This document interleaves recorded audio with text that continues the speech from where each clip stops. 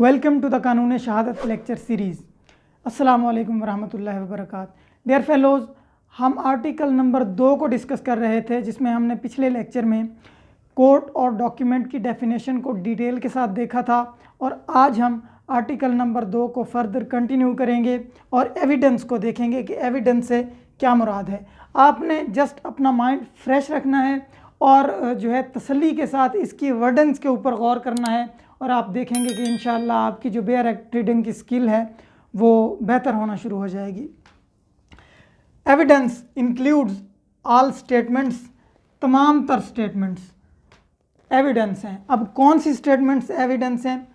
Which the court permits, जिसकी अदालत इजाज़त देती है, और रिक्वायर्स या उसको तलब करती है, to be made before it by witnesses. वो तमाम तर स्टेटमेंट्स जिनको इजाज़त दी जाती है अदालत की जानिब से या अदालत की जानिब से तलब किया जाता है, वो सारी की सारी स्टेटमेंट्स जो है एविडेंस हैं। वो किस लिए हैं? अब सवाल ये पैदा होता है कि अदालत क्यों तलब करेगी और वो कैसी स्टेटमेंट्स होंगी।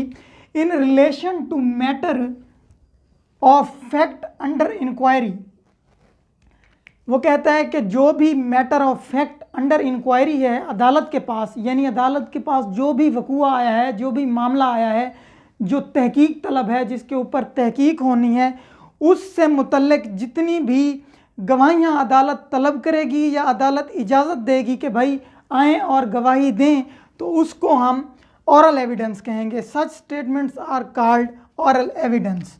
ठीक है जी, तो ये तमाम तर गवाहियाँ औरल एविडेंस कहलाती हैं। अब देखें, कोई बंदा ऐसे जाकर अदालत में तो गवाही नहीं दे सकता ना। अदालत में जब एक वकूआ जाएगा, एक केस जाएगा, अदालत उस केस को देखेगी और फिर अदालत जो है बुलाएगी उन गवाहान को जो वकूआ को देख रहे थे या वकूआ के मुतल्लिक थे, तो वो गवाहान आकर जो अपनी जो है स्टेटमेंट रिकॉर्ड करवाएंगे, उस स्टेटमेंट को हम औरल एविडेंस कहेंगे। अब औरल एविडेंस जो है दो तरह के होते हैं। आर्टिकल नंबर 70 और 71 के अंदर इसकी मतलब है कि दो काइंड्स हैं, डायरेक्ट औरल एविडेंस और इनडायरेक्ट। यानी औरल एविडेंस की दो काइंड्स होती हैं, डायरेक्ट और इनडायरेक्ट, जिनको इंशाल्लाह हम डिटेल के साथ आर्टिकल नंबर 70 और 71 के अंदर डिस्कस करेंगे। उसके बाद है जी डॉक्यूमेंट्री एविडेंस। उससे क्या मुराद है जी? ऑल डॉक्यूमेंट्स, यहाँ पर थी ऑल स्टेटमेंट्स जो कि बोलकर मतलब है कि गवाही दी गई हो। अब यहाँ पे ऑल डॉक्यूमेंट्स, डॉक्यूमेंट्स की डेफिनेशन हम पिछले लेक्चर में ऑलरेडी पढ़ चुके हैं कि डॉक्यूमेंट्स जो है क्या होते हैं। All documents produced for the inspection of the court, अदालत के मुआयना के लिए जितने भी डॉक्यूमेंट्स जो है पेश किए जाते हैं उनको डॉक्यूमेंट्री एविडेंस कहा जाता है। अब ऑरल एविडेंस में गवाहान आकर जो है अपने बयान कलम बंद करवा रहे थे, उसको हम ऑरल एविडेंस कह रहे थे। तो अब जो जितने भी डॉक्यूमेंट्स पेश किए जाएंगे उस केस से मुतल्लिक, उसको प्रूव करने के लिए या डिसप्रूव करने के लिए, तो उसको हम डॉक्यूमेंट्री एविडेंस कहेंगे।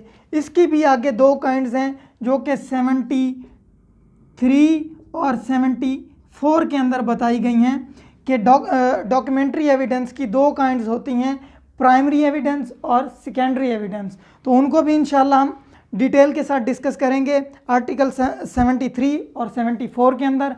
अब जो आर्टिकल नंबर 2 का पार्ट 3 आना है, उसमें हम फैक्ट्स को डिटेल के साथ डिस्कस करेंगे और आर्टिकल 2 को इंशाल्लाह हम वाइंड अप करेंगे।